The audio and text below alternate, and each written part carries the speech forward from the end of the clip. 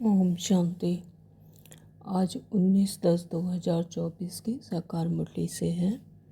बाबा कहते, मीठे बच्चे सदा खुशी में रहो तो याद की यात्रा सहज हो जाएगी।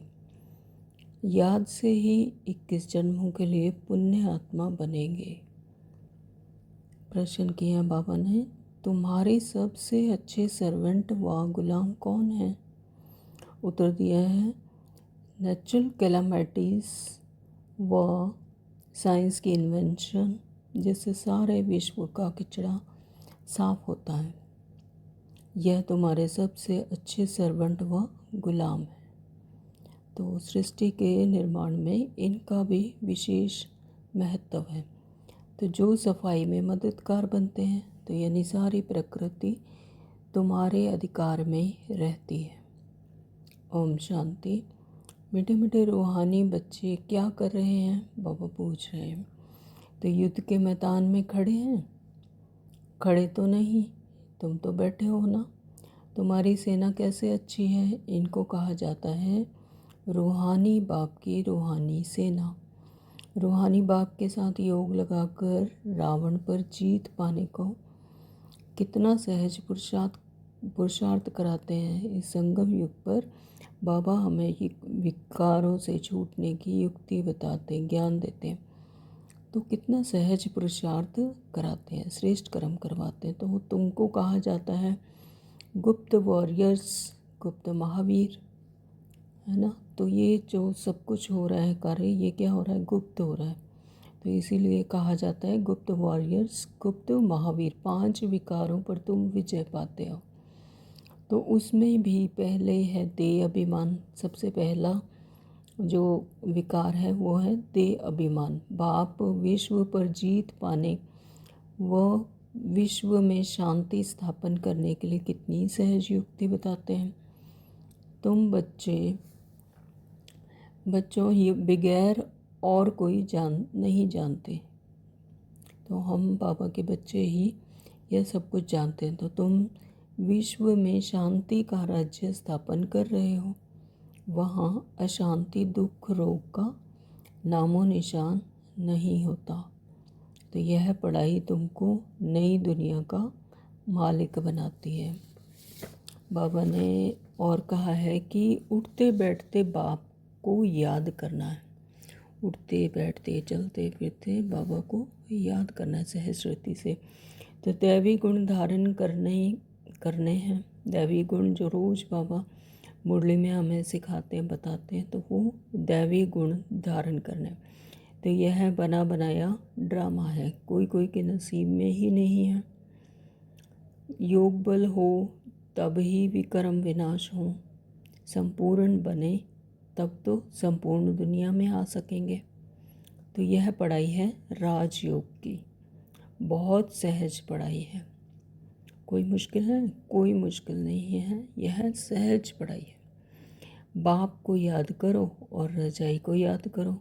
तो बेहद के बाप को पहचानो और रजाई लो, यानी अपना राज्य भाग्य लो। तो जानते हो पुरानी दुनिया सारी ख़त्म होनी ही है। तो इन लक्ष्मी नारायण के राज्य में सिर्फ भारत ही था। धारणा के लिए आज बाबा ने बताया, नंबर 1, अपने दैवी कुल को कलंक नहीं लगाना है।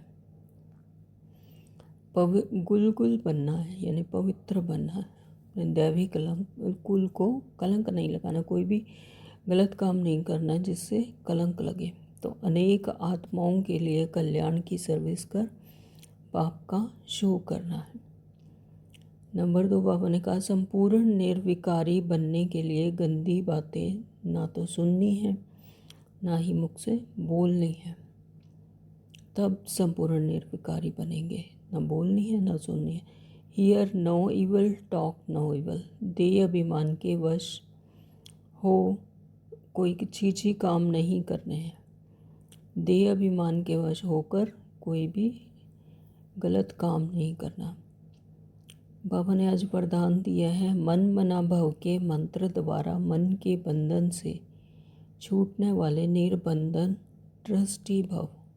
मन मना भव यानी मन के वश होकर ही आत्मा बंधन में आ जाती है। तो जब मन परमात्मा को सौंप दिया तो अब मैं आत्मा परमात्मा के मन को यूज़ करूँगी, तो फिर मेरा मन परमात्मा के मन की तरह ही काम करेगा। तो मन मना भव के मंत्र द्वारा मन के बंधन से, जब पता है कि करण करावन हार परमात्मा कराने वाले और मैं आत्मा करने वाली यानी ट्रस्टी हूँ, तो मन के बंधन से छूटने वाले निर्बंधन ट्रस्टी भव।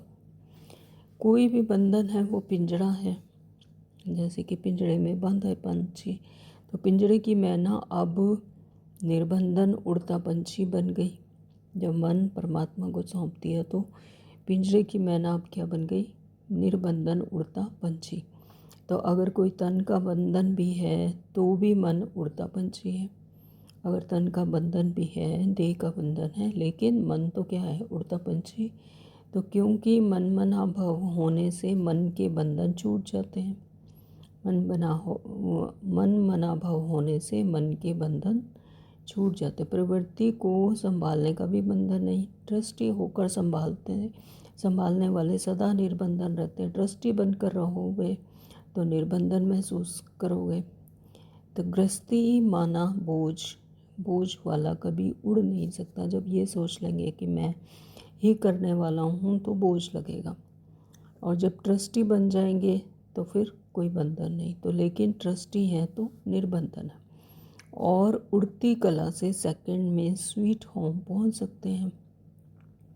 जब कोई बंधन ही नहीं, तो आत्मा की क्या है? उड़ती कला, तो वह स्वीट होम में पहुंच सकते हैं।